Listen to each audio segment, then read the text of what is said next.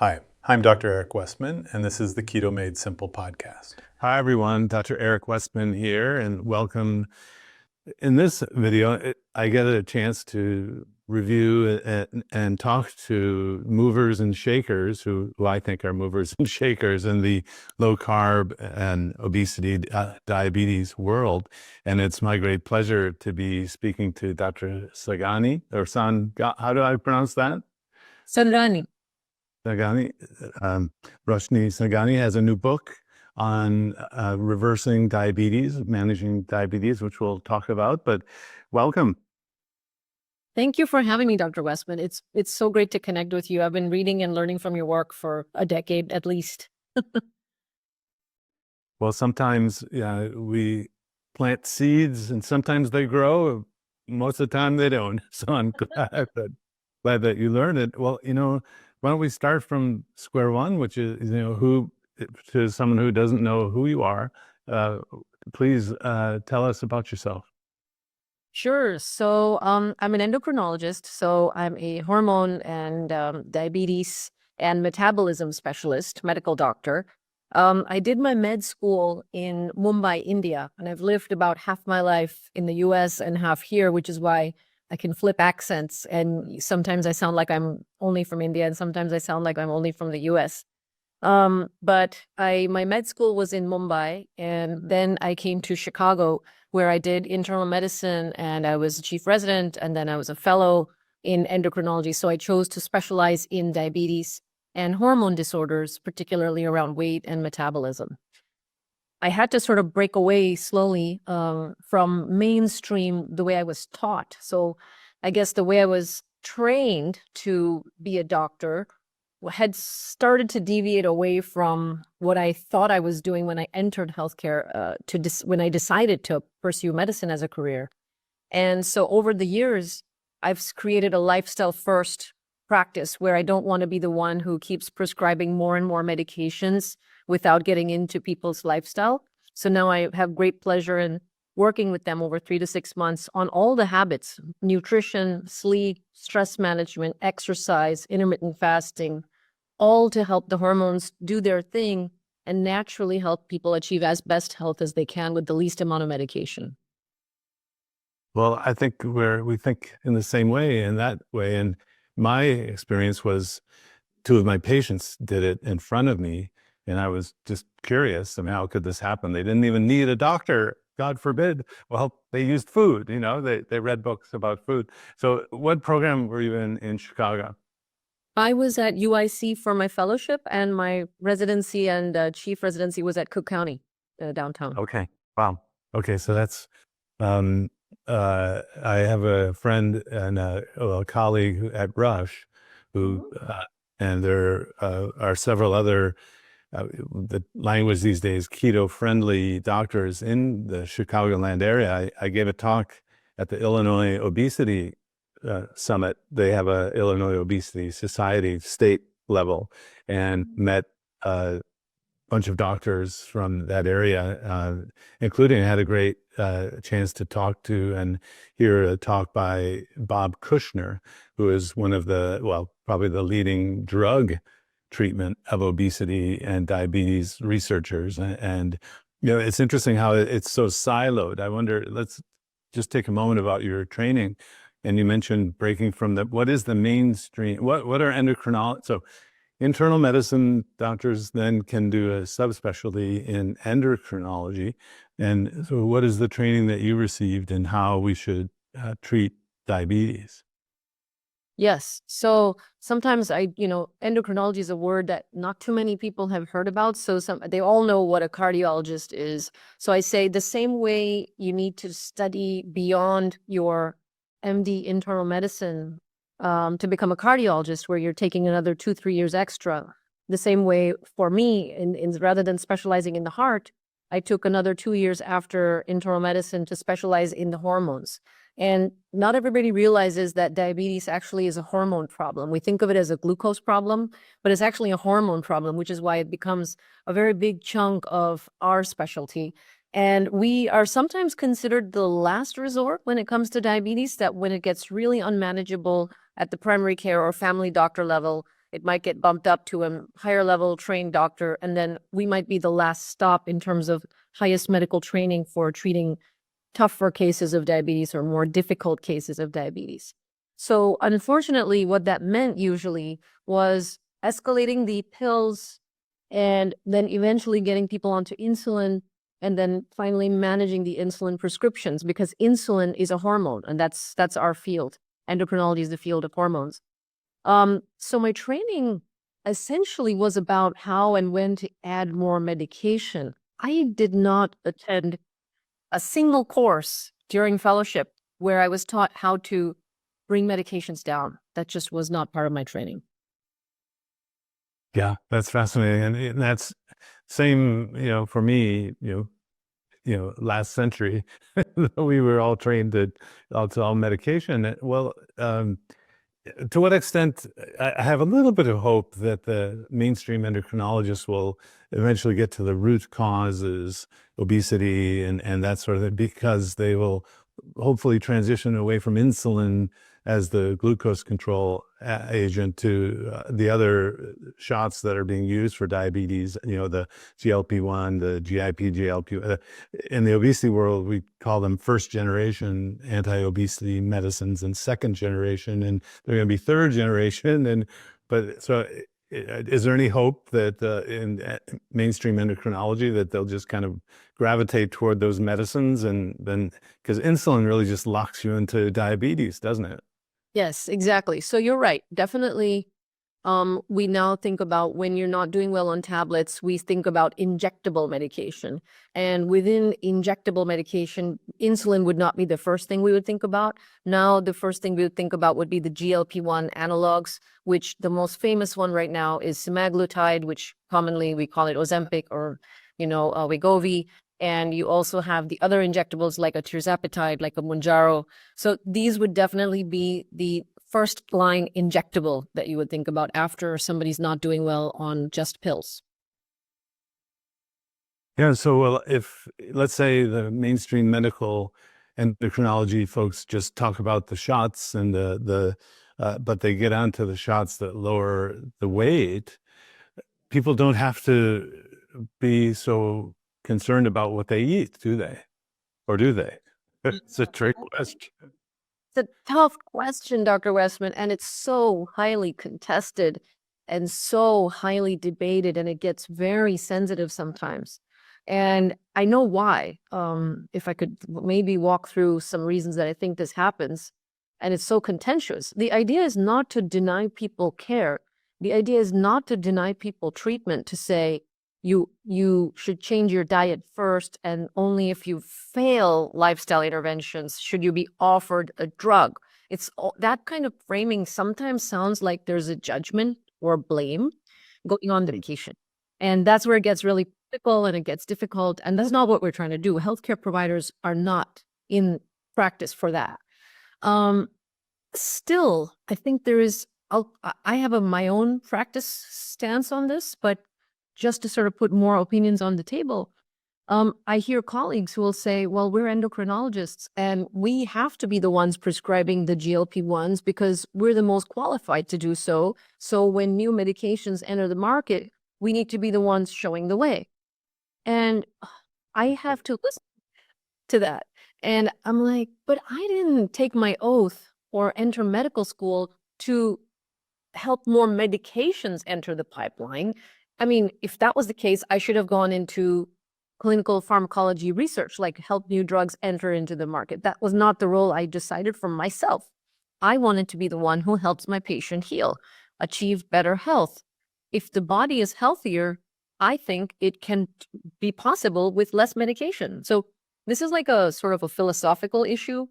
And another sort of contentious point is when I hear colleagues say, these are smart doctors with good intentions, but they will feel that lifestyle change does not work if the person is severely obese, or lifestyle change does not work if the BMI is above a certain number, or they'll make certain buckets where it's not going to work, and that really is prejudging, isn't it? It's prejudice. It's prejudiced, and I understand it could be bias, it could be so many things. And I know that, right from 2013, I had problems with some of the guidelines that were called patient-centered care. And when you look at the algorithms, it said motivated patient, give more attention to the glucose targets, like bring their HbA1c, which is their diabetes 3-month average test, give it more attention to bring it closer to normal if the patient is motivated, versus if they're less motivated, you can relax your glucose targets. Yeah. Well, and yet, if you just tell people how easy it can be by eating a low carb diet, they become motivated when they realize they can have the food they thought they couldn't have, right?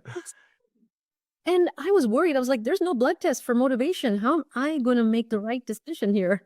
Well, when I have a student or a resident with me, I'm at Duke University, I'll say, predict for me if this person's going to be successful or not, and we'll talk about it now. And I'll end up by saying, I don't know. People can fool me and not do it, or fool me and do it. But if they do it, I'll say, you have no doubt that if you do this, it will work. It's as with the confidence of using a drug, we have a lifestyle tool.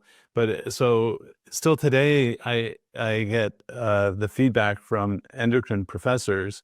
I give a talk about there's a 5 grams of glucose in the entire bloodstream. If you multiply out with middle school math, the 100 milligram per deciliter, all the calculations, and the professors will say, I never thought of it that way. That an apple could raise the blood glucose. We now enter in the continuous glucose monitor and other methods of glucose measurement.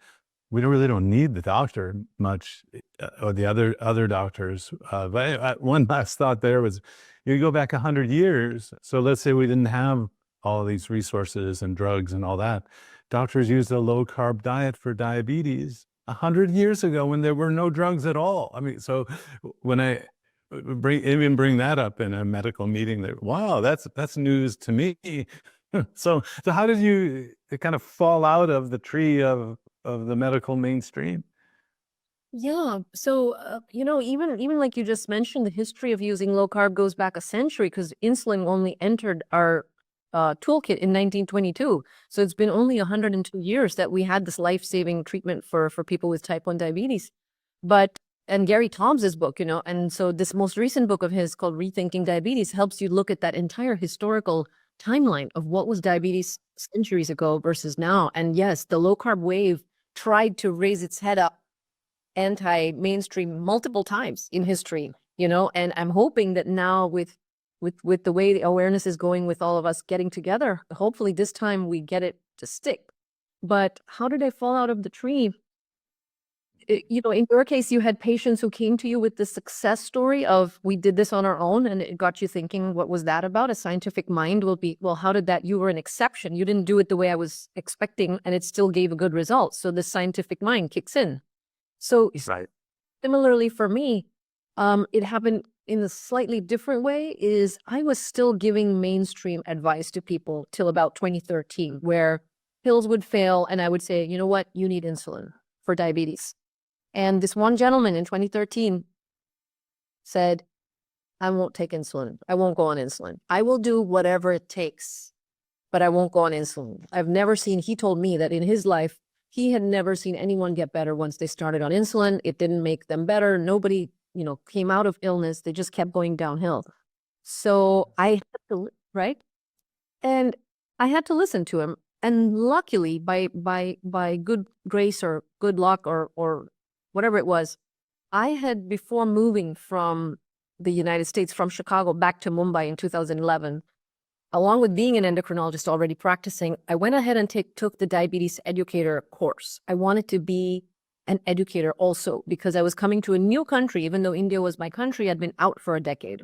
So I wanted to be in the education space so that I was really getting my ear on the ground to know what's happening now, a decade later, in diabetes. And so I had to flip from my endocrine hat to my educator hat, saying, well, I know about carbohydrates. He's saying he's willing to do anything. He's not accepting my insulin prescription. Let me talk to him about carbohydrates. I said, are you willing to do this? Because it might help your glucose come down. And I was a bit dumbfounded. I wasn't expecting this to be powerful, but I had no other. Yeah. And, because I think his pancreas is burnt out. That's what I've been taught, is that his pancreas is probably burnt out already. So I wasn't too hopeful. I was nervous, actually. But he was motivated and he came back. I called him soon and I didn't wait too long. And the following week, his glucose numbers had dropped. I was like, how's this possible? He's still eating carbohydrates. His glucose is coming down. That means his pancreas is working. And I was like, Well, that's the pancreas is working by inference if the blood glucoses aren't going up to 500, 600, 700, 800. So, and yet the American Diabetes Association and the mainstream folks are saying it's a relative lack of insulin, which is totally bogus. It is. Yeah. It's bogus. So I'm glad you mentioned Gary's book. Gary Taubes wrote the book Rethinking Diabetes that came out January of this year, and your book came out this year as well, which we'll get to. But the idea that insulin treatment was in practice for type 1s and type 2s, and it was only late into the game that we were able to measure the insulin in the blood, and the insulin in the blood was already high in those with type 2 diabetes, which if you go back to beginning endocrinology, if the hormone's high, you lower the hormone. If your hormone's low, you give the hormone. And so it makes no sense to give more insulin when the insulin's already high. But it came in so late. In fact, that seminal article that was written is just a must read for those in endocrinology training, because it says, the Yallo and Person, the article in there, it says, well, insulin's high, lower the insulin level. And so basically in that paper, they show the insulin level high and they say lower it by lowering the carbs and the diet. So anyway, now it's become, well, it's a relative lack. And so, so you pull back the carbs, his blood glucose went down. So I keep going with this case because it made a big difference. Made a big difference. And if you, have ever been exposed to Indian food, this man was eating 8 to 10 rotis or chapatis per day. These are like Indian flatbreads. They're kind of like tortillas or wheat circular breads. And there was, Sort of, what's that? or wraps or tortillas. Yeah, they're like wraps. Yeah, they're like wraps. And we don't use them in a wrap structure. We kind of use them like a spoon where you break off a piece and you pick up the food with it. So if you're eating like really spicy food, you're going to use a lot of those to pick up the spicy side dish of yours. And the main hero of the plate was the roti or the rice, the carbohydrates. And so by going down by 50%, so from 8 to 10 of these per day, he was coming down to 4 to 5 of these. And each of those is about 15 grams of carbohydrates. So you're talking about 150 grams of carbohydrate just from these flatbreads, cutting it down to 75 grams. Yeah. And he and I were both excited and motivated by this. And so then started a journey, which we continued over a year, where we just kept bringing it down, pushing his vegetables and proteins up because he was vegetarian. I work with a lot of vegetarian Indians who are protein deficient. So we focused on that and we kept bringing the carbs down. And I was able to get this man who was failing on 5 drugs down to 1 drug in a year and a half. Yeah. Well, and then did you have a second patient? Oh, yes. So that sort of got me completely flipped on my head. I was like, oh my God, I'm not going to do that again. I don't ever want to be the doctor who doesn't give people this option.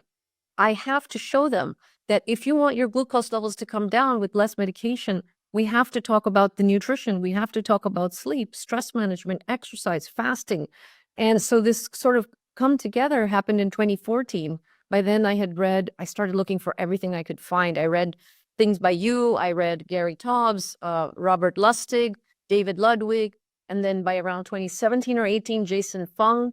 So all of this started to come together, and I started creating like a multidisciplinary approach. I, created a diabetes self-management education class. We call it DSME, Diabetes Self-Management Education. And I launched that in the hospital. It was the first time in Mumbai, India, that there was an endocrinologist-led diabetes education group session happening. And I would cover, back then it was the AADE, the American Association of Diabetes Educators, and they had 7 self-care tips. So I would teach people about all these lifestyle habits that would make an impact so that they could achieve better health with less tablets, less prescriptions. So it just, I no looking back from 2014 onwards. And you've had good success with your patients? Yes, yes. And to the point where I now, we brand ourselves as a lifestyle first practice where we want to work with you over 3 to 6 months. And we don't do just the sort of reactive, come in when the glucose is high, take a scribble of a medication adjustment, and then off you go. And I'll see you 3 months later with fresh blood tests. Not like that anymore. Now we want to be highly in contact with you every 7 to 10 days. We're with chat support. So we're with the patient in those decisions that happen is every time the patient leaves the doctor's office. That's when real diabetes management starts, is when they leave. And, it's habits. It's ultimately habits and lifestyle that make a difference. So they may not know what to do, and they're so boggled by confusing, conflicting information, mainstream noise, and so they don't have clarity. So our job then became to help give them that clarity. So in your description of the program, the dietary program, how many grams of carbs are you, and do you use total or net? How did you come about to that range? Yes, that's a great question. So I just use total. And because we end up having a lot of vegetarians, so they're going to get a lot of fiber through their vegetables, through their pulses and legumes. And I wanted them to look at the total carbs first, at least, that whatever it is, and I want to meet them where they are.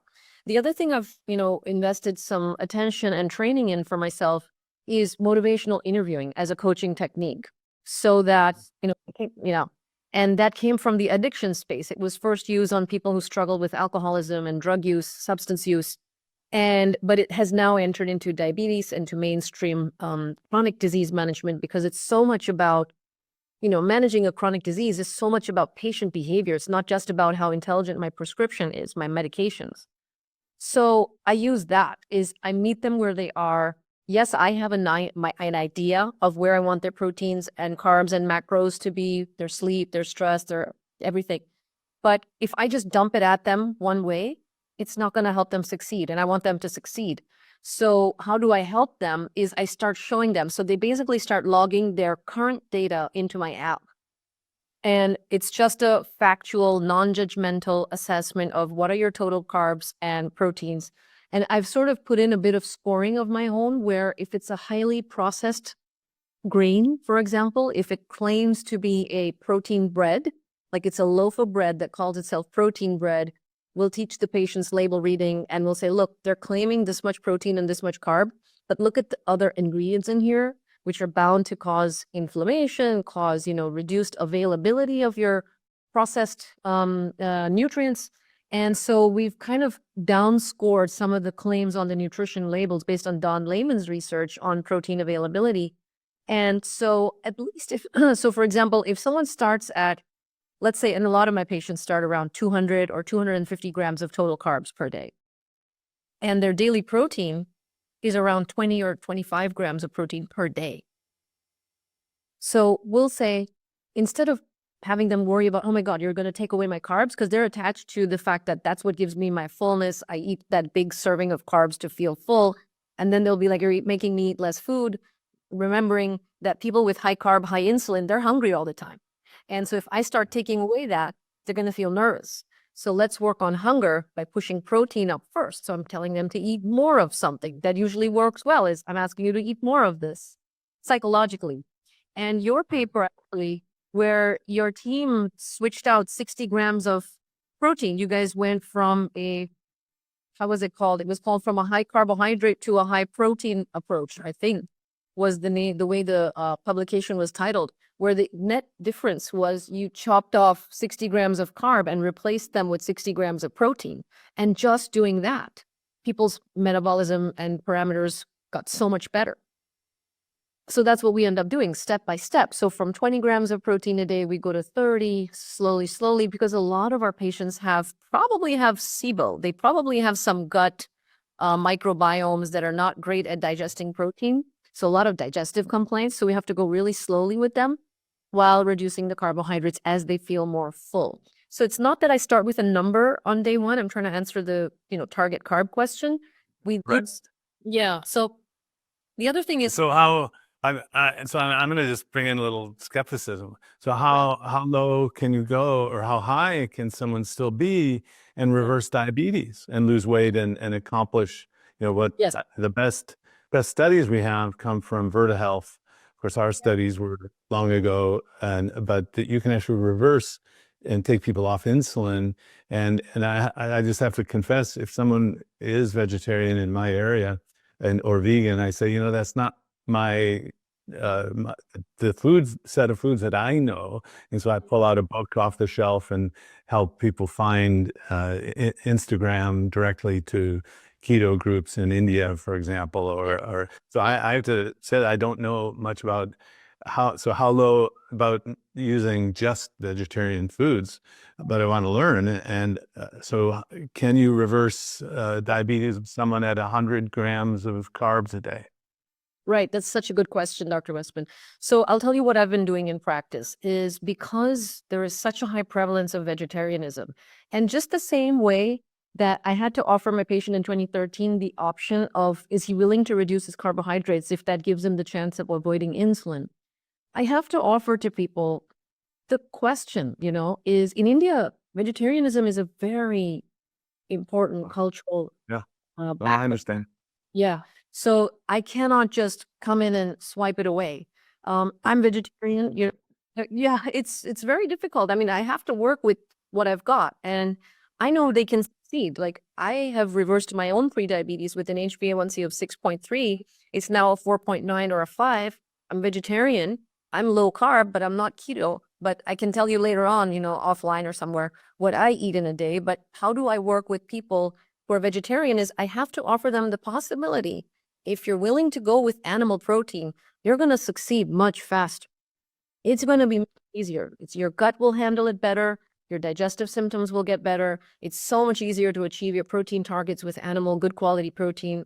So many benefits. But if they are absolutely... Well, then, excuse me. So the tools you're working with have to get the protein that our bodies need, but even then, that's come into some question how much our bodies really need of protein with autophagy and fasting data, which is fascinating. But the protein delivery, when you're using vegetable sources, has some carb with it for the most part. I guess unless you just stick to tofu or seitan or Yeah. but you want to have more to eat than just that, right? Exactly. So these are questions that I had to think about deeply, and I cover them in detail in my book for sure. Like I walk through each and every one of those problem cases that you just mentioned, but I'll walk you through it now. Yes, each and every legume or pulse or bean comes with about 2.5 parts carb for 1 part of protein. So if I take a serving of, let's say, chickpeas or kidney beans, this might give me about 8 grams of protein, but it's already around 20 or 20 plus grams of carb right there. So I will hit more than 100 grams of carb a day before I even reach my protein target. So if I have to get someone to 90 grams of protein eating beans, they're probably going to be around 200 to 270 grams of protein, of carbohydrates a day. So that's not going to help them succeed. So what I have found works is if I can get their carbs to 80 to 100 grams total per day with the protein at target, that's usually not enough just in the nutrition bucket. So I end up working on 4 I call them 4 wheels of the lifestyle car. Think of the 4 wheels that if any one of them has a flat tire, you're not going to get to your destination. So I use that car analogy in my book and through my practice. So nutrition is one of the wheels. We have other wheels, and the idea of glucose management for diabetes is not just glucose. You have to think of 3 organs. There's the liver, there's the muscle, there's the pancreas.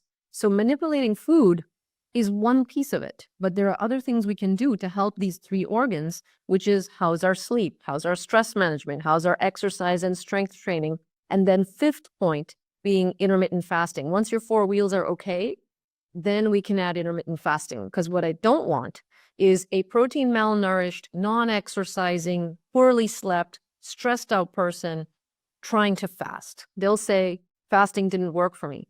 So the way I have, so the way I have to achieve ketosis and autophagy is through fasting, because it's more difficult for us in vegetarians to achieve and sustain nutritional ketosis without adding in the fasting. Very interesting. And I have to say, I really love your book, Turn Around Diabetes, because of the vegetarian approach. I mean, contrast that with, the books on carnivore. There's not much nuance to just eating meat, right? But so a book that helps going through even, the carbs per protein sort of calculation, when you learn a few things like that, it becomes a lot easier. Of course, the carbs for protein for a carnivore is 0, or, all is 0. And so, but just stepping back, what's the estimate? How many vegetarians are there in India alone? Oh my gosh, I wouldn't know the exact number, but when I asked, a lot. We hear I think it's more than there are Americans. I mean, oh yeah, for sure, for sure.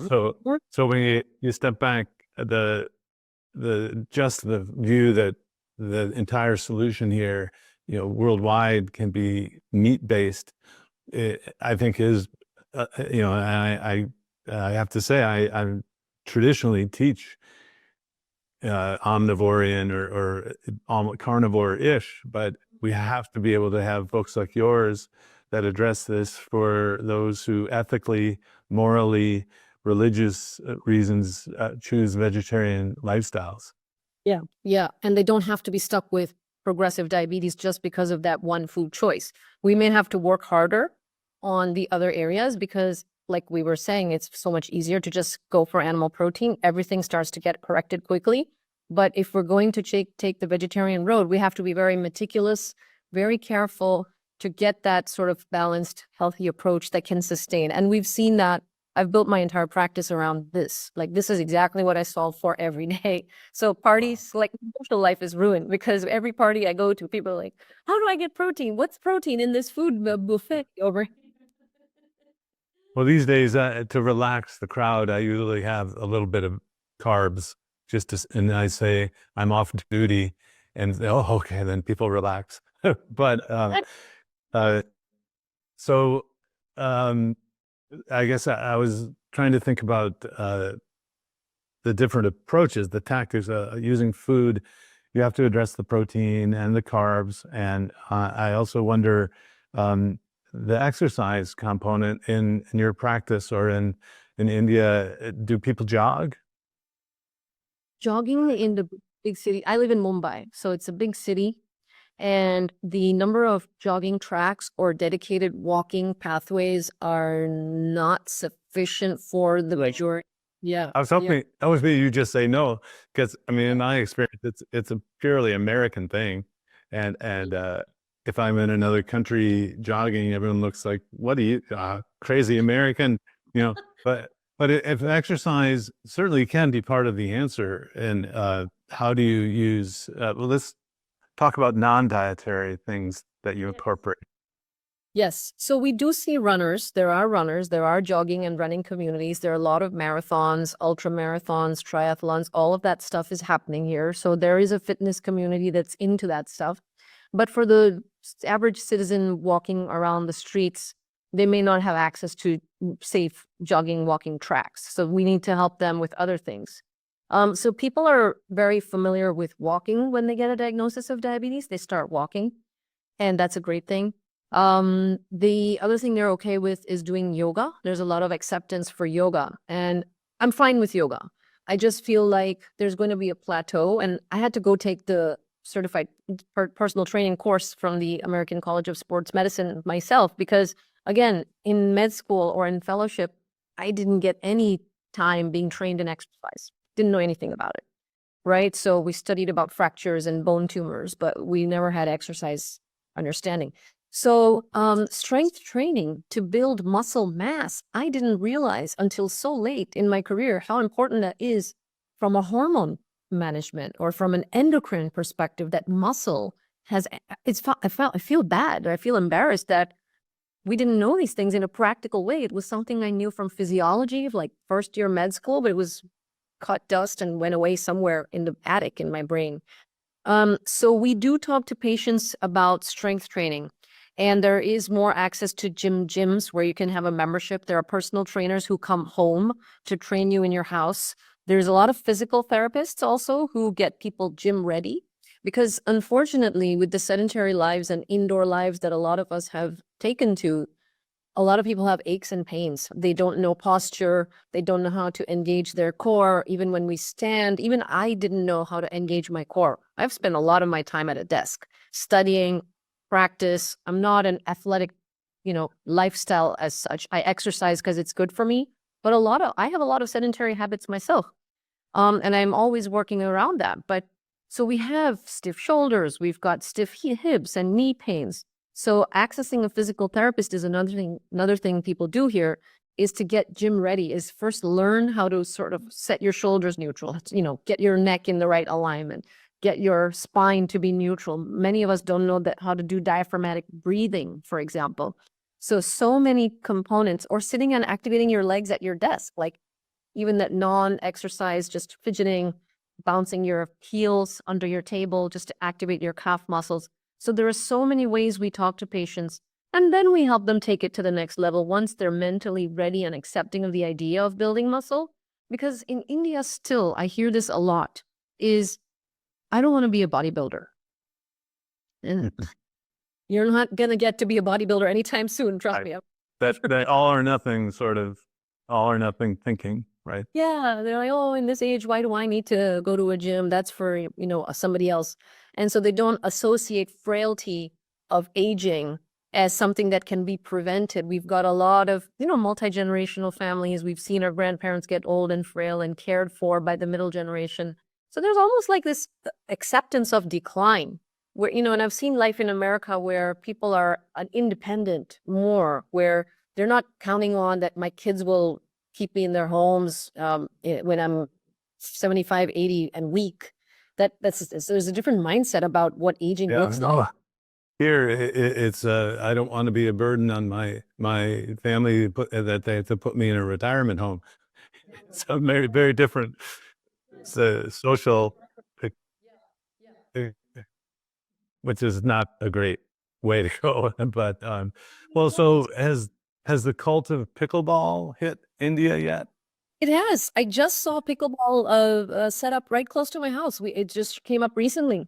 So pickleball has come. There are a lot of, fitness related games, and people are getting into, we have cricket. So people like to play. They like to play, and humans like to play. We put them in schools and we lock them into desks for 8 hours, and we sort of mess up what childhood is all about. I think that's happening everywhere. But the acceptance of play and movement is there, and a lot of fitness awareness is available. A lot of exercise startups are available, online workouts. So there's a lot of excitement happening in this fitness space in India as well. And it seems like you should have fun when you're exercising, right? As a kind of general principle, have you ever seen a jogger smile? Yeah. Very rare, but some do and some love it. But I will never forget Gary Taubes had a podcast where he said, well, there are different kinds of people, different kinds of dogs. If you put a beagle on a treadmill, it doesn't turn into a greyhound. So I wonder, but so much can be accomplished by diet alone, but exercise. What about, how do you handle the sleep? People, and why is sleep important? Sleep is such a big one. Actually, so in my 4 wheels of the car, I sequence it in a way that nutrition is the first wheel, sleep is the second wheel. I don't even come to stress management or exercise until we've addressed sleep. And I'll tell you the top 2 reasons. One is there's something called sleep apnea, which is a snoring related problem. And although we associate it with being overweight and really large and heavy and having a neck or a tongue that sort of causes us to choke in the sleep and cut off air supply, I see in my Indian practice more petite body frames, smaller builds, not BMIs crossing 25 or 30, and they're having sleep apnea. And it's undiagnosed, and they've got this chronic fatigue, and they're not fresh. If you're not slept well, everything the next day, whether I tell you to exercise or eat right or fast, if your brain is just not fully charged from a good night's sleep, you're going to really struggle to do anything new or learn new habits or resist cravings, for example, if you've just got an under-rested brain. So that's one is I look at sleep apnea because it's underdiagnosed. Second is, and I think the sleep apnea also explains a lot of non-obese high blood pressure in this country, is we see slimmer people with high blood pressure. And I've seen that it gets better when we look into sleep apnea. The second one is India is a 24-hour economy in the sense that we serve parts of the globe at all times. So people are on screens. Their body clocks are fully disrupted. They don't experience natural sunrise and sunset. And being a hormone doctor, we know about jet lag, which is melatonin. That's a hormone. That's the jet lag hormone. And we don't have access to that to give us our daily sleep rhythms and our daily 24-hour body clocks. Losing that has also been connected to poor metabolic health, whether you call it weight gain, difficulty losing weight, more cravings, less satiety, more hunger the next day. And of course, diabetes and blood pressure. Even the NHANES study looked over time and showed poor sleep caused more difficulty losing weight and more hunger pangs. So sleep is big. And just by making some small changes there, and so for having worked on nutrition and then sleep, now I have somebody who's coming in saying, I have more energy. I have less cravings. I am, just thinking more clearly. The brain fog is beginning to lift. It becomes much easier to then talk about stress management and exercise. Yeah, that's wonderful. So the fourth wheel, Stress management. how do you handle this? They're 24-hour a day culture. So tough. And so many ways to answer that. I think we would need like a whole hour minimum to go into depth to do justice. But I've gone into this in many ways myself personally. And I think that helps me make it more real is it's not easy to tell someone to get a grip or say, well, just fix your stress, right? Because stress is a combination of what's happening in the external world. It's not going my way, maybe, and also how I'm reacting or responding to it, how my mind is processing what's going on. And so I had to learn my own spiritual journey first. In 2013, a lot of things happened. There was this one man who had said, I'm not going to take insulin. In parallel, alongside, I was having an internal sort of stress peak in my life. And I was almost getting to a point of, oh my gosh, I don't know I'm out of ideas how to solve this stress of my own, personally, professionally.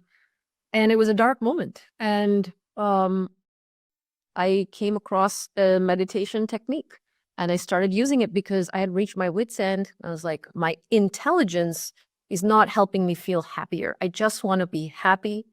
I'm unhappy and I'm tired of being unhappy. And I'm willing to do whatever I can do because somewhere something clicked where as long as I'm waiting for these external things to change so that I can be happy, I don't have the keys to my happiness. My keys are lost somewhere in the ether.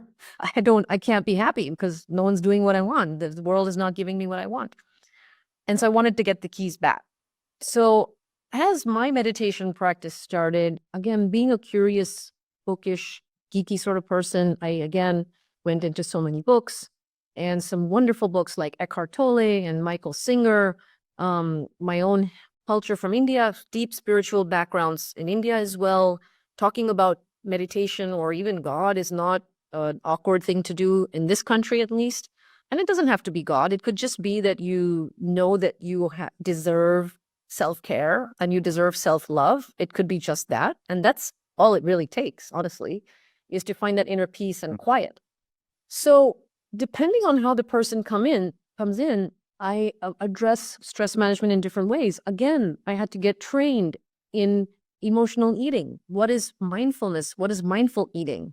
What's my relationship with my food? What's my relationship with my body? How do I talk when I see myself in the mirror? Do I like what I see in the mirror on the weighing scale?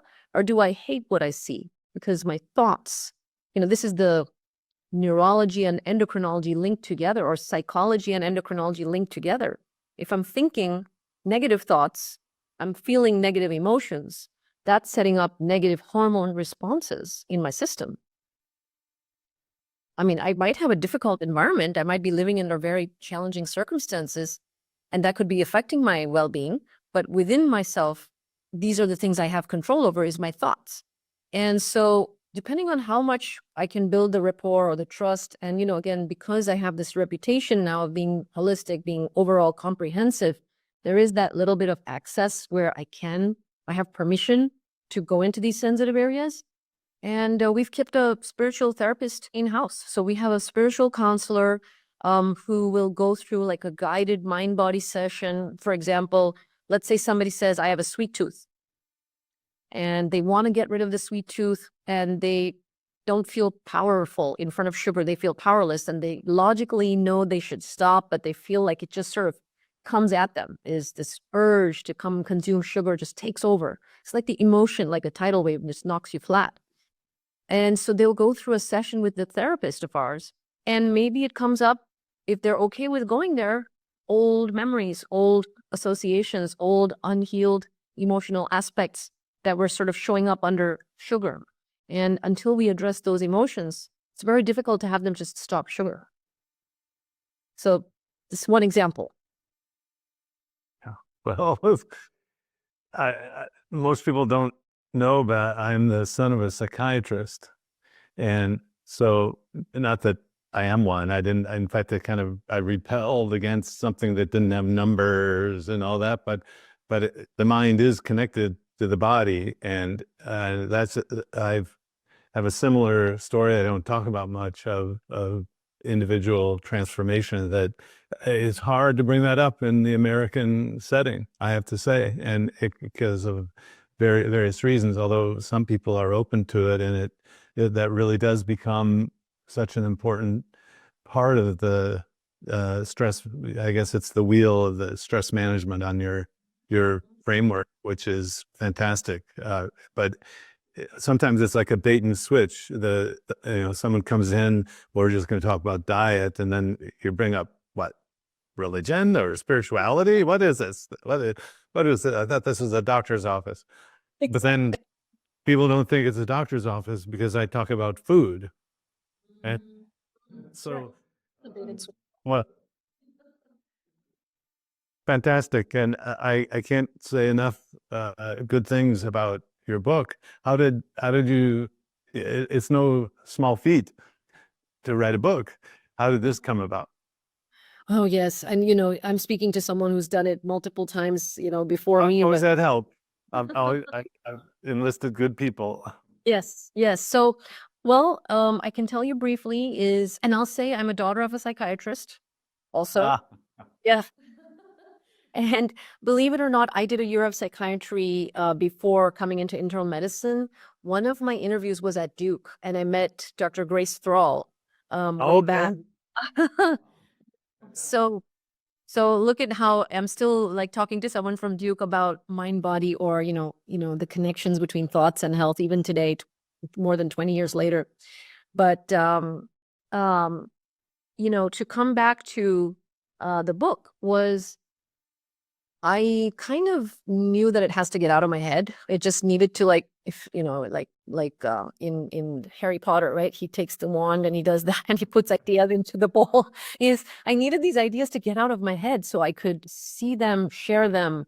And if I've gone through this much effort of doing diabetes education training, doing certified personal trainer training, doing spiritual growth, doing mindful eating, just accumulating all these, multiple things going on, I needed to be out there, because it's not easy to come up with this sort of such a multifaceted way of seeing things. And so I thought, this is rare. This perspective is rare. It needs to come out. I pitched to publishing houses for 2 years while I was writing the book. Nobody took it up. I pitched to Indian publications and agents, and to United States publishing houses and agents. And for whatever reason, it just did not get picked up.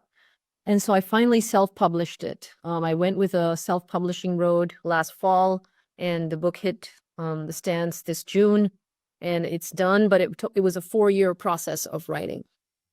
Yeah. Yeah. Excellent. Well, I love it, and I think it's going to help a lot of people. And if you're not getting that feedback already, it'll come. It takes some time and marketing. And I would highly recommend that people check out your book, especially if you have a vegetarian ethic or desire.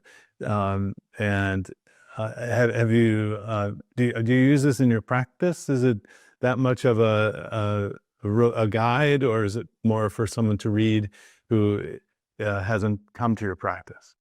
Both. It works both ways. The person doesn't have to really use the book if they're with me in our coaching and consulting.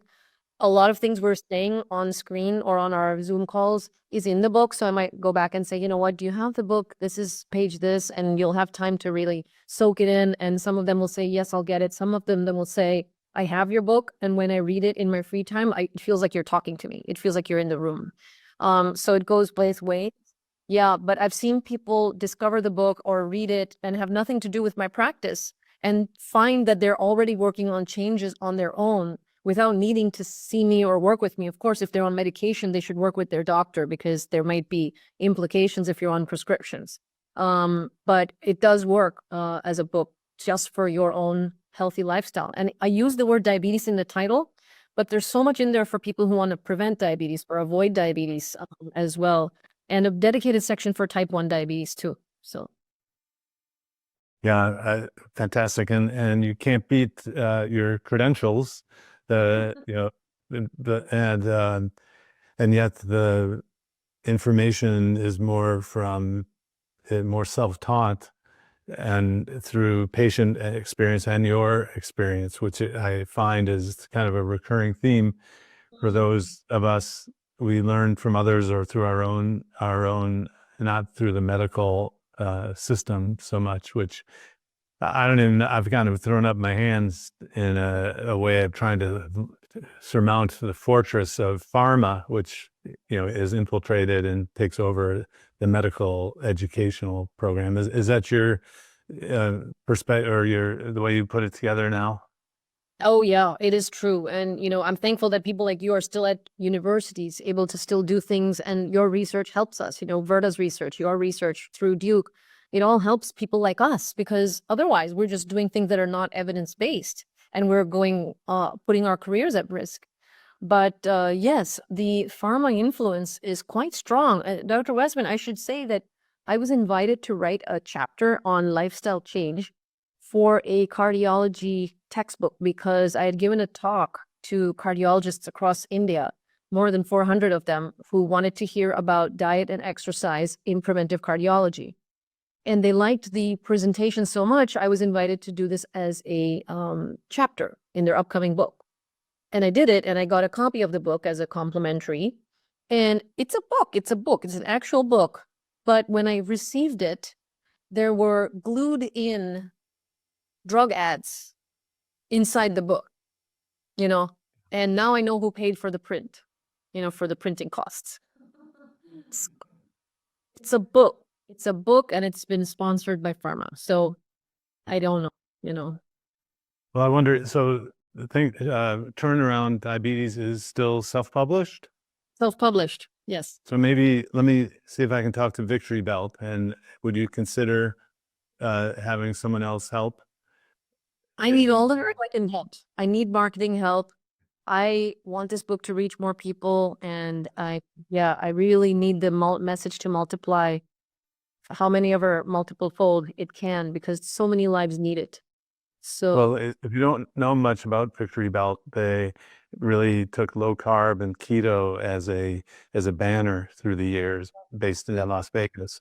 It's not the biggest publishing house by any means, but at least it's another vector, another way to get things out. So how do people find you? I've enjoyed talking to you. I think my patients and who watch and our followers will have learned a lot by just watching this and from your book.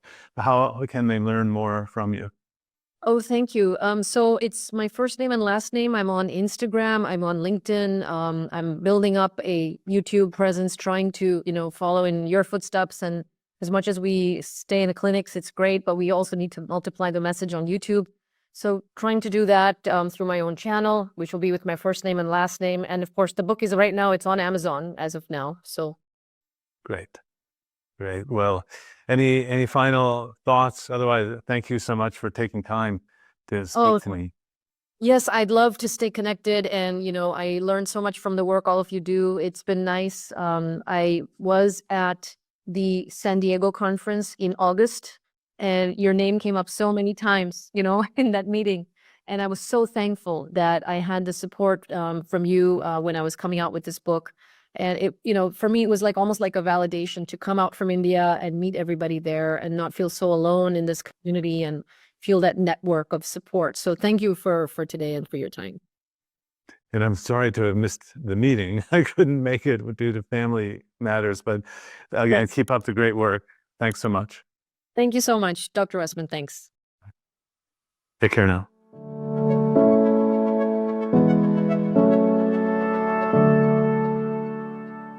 If you enjoyed this video, be sure to like, subscribe, and hit the notification bell, and check out adaptyourlifeacademy.com.